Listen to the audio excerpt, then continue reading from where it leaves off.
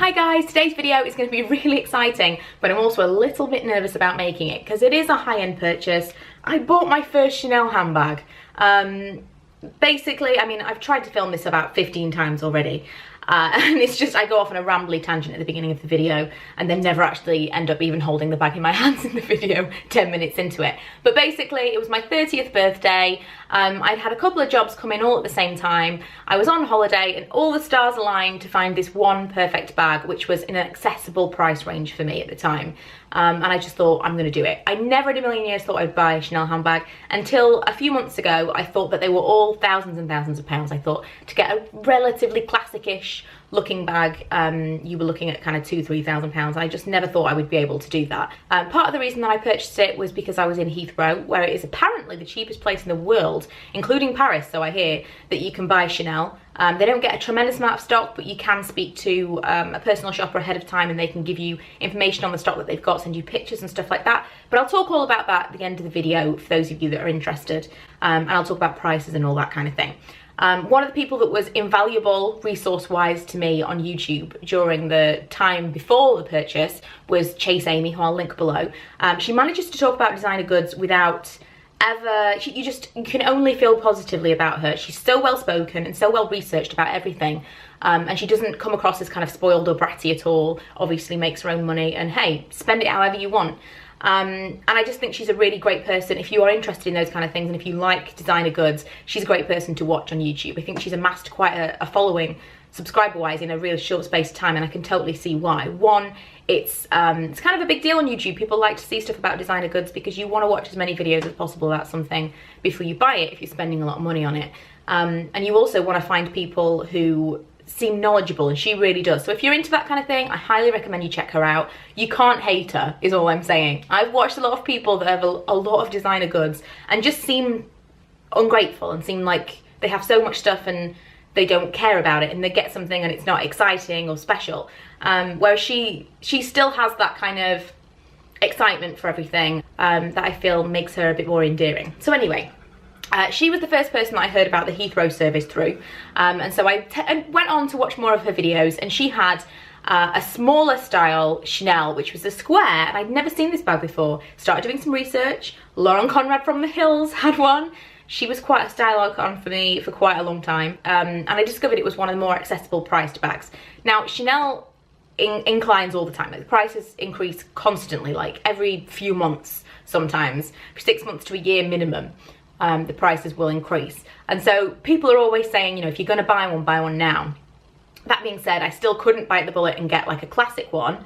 But given that Heathrow has VAT-free prices, I think it's something between 13 and 17% off. I don't know if it's dependent on the store or dependent on the item. I thought if they've got exactly what I want, I'm going for it. And they did. So I'm going to show you what it is. It was the square. I was really nervous that they weren't going to have what I wanted. I was going to end up impulse buying something that wasn't quite right. But a couple of days before we flew, they sent me a picture and they had just the perfect thing. I wanted caviar because it was going to be more durable in theory, and I didn't want gold hardware. So this is what we found. I put it back in the box just to show you how they packaged it, but I've already been using it. So the box looked like this, which I think is really, you know, it's like a proper magnetic box. And in the box, there was a dust bag, and in the dust bag was the bag. It is small, but it holds more than you would imagine, and I'm going to talk more about that in a different video. I've been using it kind of as my weekend bag. If I went out for anything, if I just went out to the pub or whatever, I would use it. I don't want this to be a bag that I keep kind of on a shelf for special occasions. I want it to be my small go-to bag. That was part of the reason that I wanted the caviar leather, which is kind of this, it's like pebbled almost. And I was worried about the caviar because I'd read different things, and some people's bags, when you see them online and they show it, it looks plasticky. Some people's, you know, like when they run their fingernail over it, it sounds like it's going to be hard and not soft at all. But I found it to be really nice. It feels really nice and it's soft still. It's not as soft as the kind of soft leather, the untreated leather, but it's going to be so much more durable. So this is what it looks like. It is the mini square. I got it in the, is it called ruthenium hardware? It looks like kind of tarnished silvery gunmetal. It looks like this. Apologies for the blinds. the light situation is not so great in here. But it kind of looks like, I think you can see, like weathered looking, but silver. And that's the same on the chain as well. It opens in that way, you know, a little turn lock. And then inside, I have another Chanel piece that Lee bought me for my birthday. And I will show you that. It is this card case. If you were looking, initially, this is how it happened. It was a slippery slope. I thought, I'm going to buy something from Chanel for my birthday. I've always wanted something from Chanel. I'm total label whore. Just something from Chanel is what I wanted for my birthday. So I started looking and thinking, I'm going to get a small leather good because it's not going to be mega expensive. It's more accessible. That's what I'm going to do. So I started looking at kind of wallets and card cases. And I believe this is about £250. I don't know how much it was duty free. 250-ish, 275 maybe. And this is the softer leather. So this probably won't last me as long, or it'll get, you know, knackered quickly. It'll scratch up, but I didn't mind so much. You know, it's a beautiful pink colour, and I think that the colours look nicer in the soft leather rather than in the caviar pebbled leather. So I got this thinking, you know, if it gets a bit dinged up, it's fine. It only goes inside the bag anyway. But also as a little test to see how durable the softer leather is as well, the untreated leather. But this was initially what I was going to buy. I was going to buy this in black, and I thought I'll get that. That's my little piece of Chanel that I bought for my 30th birthday, and obviously it escalated. 250 became, you know, a little bit more, a little bit more, a little bit more. I was originally looking at after this, I was looking at the wallet on chain, which is one of the most purchased things apparently from Heathrow. I think it comes in, it's around 1,250 or something, full price, like RRP. And at Heathrow, I believe at the moment it's 1,080. Now it's larger than this. It looks like a small handbag. It's maybe about this size, but it's still got the chain. And it's a very popular entry-level Chanel piece. So that was £1,080. And that was what I was going to get. 100%, that's what I was going to get. I had the money separate to my spending money for our holiday, and I thought, I'm going to do it. You know, when am I next going to be in this position? It was a big birthday. I'm going to do it. And then I started watching Amy's videos. I think I originally found her through the Heathrow videos. Then I found her because she had the wallet on a chain, and she was comparing the wallet on a chain to this. And the difference in price is around, I think it was about £350 difference. This ended up costing me £1,415. And that was the Heathrow price, but I think full price is around £1,650, something like that. And I just thought, this is a proper bag, I'm gonna spend the extra for this.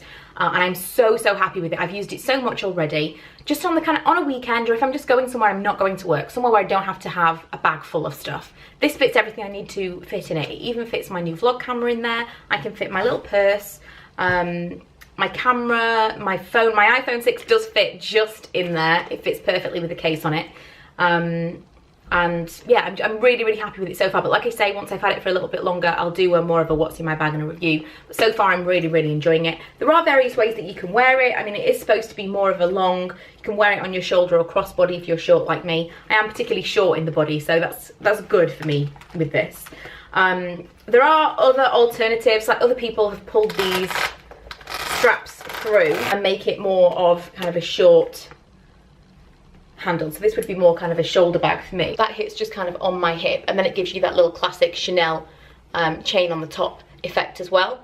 I don't know how often I would wear it like this. I probably would. I mean, it is a little bit more versatile, but I do like that I can wear it on my shoulder long, I can wear it crossbody, or I can wear it on my shoulder short like that. There is a little bit of versatility to it. Whether it's intended to be like that or not, I don't know, because it is just the single chain, whereas the classic styles you can do this with because it's double chains and you can pull it in a different way anyway. But yeah, anyway, that's the bag. There's a little flap on the back that I literally never use for anything. On the inside, it's just one pocket or one, you know, section that's all lined with leather. Then it's got a little pocket on the back there and a little zip pocket as well. There's not a lot to tell you about it. It's very small, but I find it to be much more roomy than you would imagine because it is just the single flaps. There's nothing taking up the inside. It is just, you can pack it out as much as you possibly can. And I found it to be really useful so far. A little bit of something about the card case, because I would highly recommend this if you are looking for a little piece of Chanel like I was. I mean, it's a little bit luxurious in the softer leather. This, I have got stuff in at the moment. So I've just been using this as my regular wallet. I found that I actually didn't need to be taking the big wallet around with me that I had all the time. I always had tons of cards, and I could take another card holder. I think that, you know, over time I'll probably put all the cards, all the loyalty cards and stuff that I want together and put them maybe in a separate little card holder. But at the moment what I've got is my main cards in the front, so I've got my kind of driving license and my bank card, or normally my bank card's in there. And then in the body of the purse, and it is just supposed to be a card holder. There's different ones available, but I got this one specifically because I could use this for change and stuff. I've got cash, I have other different kinds of cards in here and some coupons, and then change.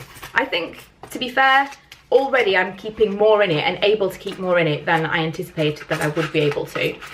I thought that I wouldn't be able to fit anything in there, and it's pretty good. And it's got the little logo and stuff on the inside. And the card holder came in its own box as well. The boxes are so beautiful, and they both had the little camellia stuck on the top. I thought this was like, for a card holder, the box was insane. So it has the box in there, and then it has a little suede or velvet pouch, so it came in like that. And then it had the ribbon. Everything was tied beautifully, and both of them came with their like authenticity cards. So packaging wise, they definitely make it feel really, really special. Like holding the bag and everything about it was really, really cool. The only thing that I would say that kind of dampened the experience was the fact that I had to change terminals. I was willing to do it just because they had exactly what I wanted, and it was perfect. And like I say, I wasn't gonna be able to get that price again. I wasn't prepared to pay £250 more to not change terminals. What I'm talking about is within Heathrow, they offer a service where if you want to shop in a different terminal than you're flying from, they can get someone to meet you and they will transfer you to a different terminal. The problem with this is it's not as easy as it sounds. You actually have to go through security multiple times. So you go through security to get to your terminal, then you have to meet the person, go through security to get to the other terminal, get whatever you're getting, go through security to come back. 3 times I went through security. It all depends on how busy it is. It wasn't too bad. I also had to go bus between terminals. It wasn't too bad, but I went on my own because we were with a group and I didn't want to split the whole group up just for me to go shopping. So I was on my own with this person that I didn't know, who was lovely, but that's what I did. And then I went and got the thing, and she asked if I wanted to go anywhere else, and afterwards, you know, we were getting on quite well. She took me to some of the shops within my terminal. Like we went to Hermes because I said it was so expensive, and I felt like, I've always felt like I can't go into certain shops, like I don't belong there. And I know some people will think that's crazy, but I'm very intimidated by extremely high-end stores and high-end store staff. So how I ever managed to go into Chanel to buy this, I don't know. Had I not been with her and she was like pushing me to go in, I don't know what I would have done. Because I'm a total wuss when it comes to stuff like that. I remember the first time I went into Mulberry, I went in with my friend who'd already bought one, and I kind of considered it to be like a pass. She walked in and they knew that she already had one, and so I felt totally comfortable. I don't know what it is. I've worked in shops before. I don't know why I'm so intimidated by that kind of place. I remember when I went into Louis Vuitton and they have doormen that speak French. It's like, what is this place? It's such a strange, like, alternate universe when you go into these stores. But I've never had a bad experience. I've always gone in places like that and they've always been really, really lovely. And this was no different. I'd reserved the item so they knew, and they went through looking for things. And it looks like people reserve stuff all the time because they had like shelves and shelves and shelves when they opened this cupboard of things with people's names on them. So anyway, they got the bag out and I was like holding it and whatever, and I was very conscious that other people were waiting for me, and so I kind of just said yes, that's it, purchased it, and we ran off and got a bus back. But I didn't do the whole, like, I didn't try it on in the shop before I bought it. I didn't do anything. I just kind of held it in my hands and thought, I can't believe it's here, and it's exactly what I wanted. But I didn't even try it on. It's insane. I do kind of wish that I'd had a friend with me and it had been a really exciting first Chanel experience, but hey, the end thing was still the same. I still got the bag, I still got a really good deal, and I'm really, really happy with it. And no buyer's remorse. A couple of people suggested I may feel really bad afterwards, you know, like, oh my god, you're gonna be like, I can't believe I've spent all that money. But it was earmarked for that, and I'm really happy with it. There was no buyer's remorse whatsoever. But I feel like I have my little piece that I can wear wherever, because it's such a versatile bag. I can wear it in the daytime, especially because I ended up getting the kind of dark silver coloured hardware. I feel like it's a little bit less showy as well, and a little bit more casual than bright gold. Plus bright gold, it wasn't me. So I'm really happy with this. Hopefully you guys that were interested in what I purchased and wanted to see a bit more in depth about the bag are happy to see it. If you have any questions or anything, if you're thinking about buying this bag yourself, let me know. I hope you enjoyed that video and the super rambliness that it was. but it is my video. And I will be back soon with the remainder of my Vegas haul and some vlogs for you. Bye!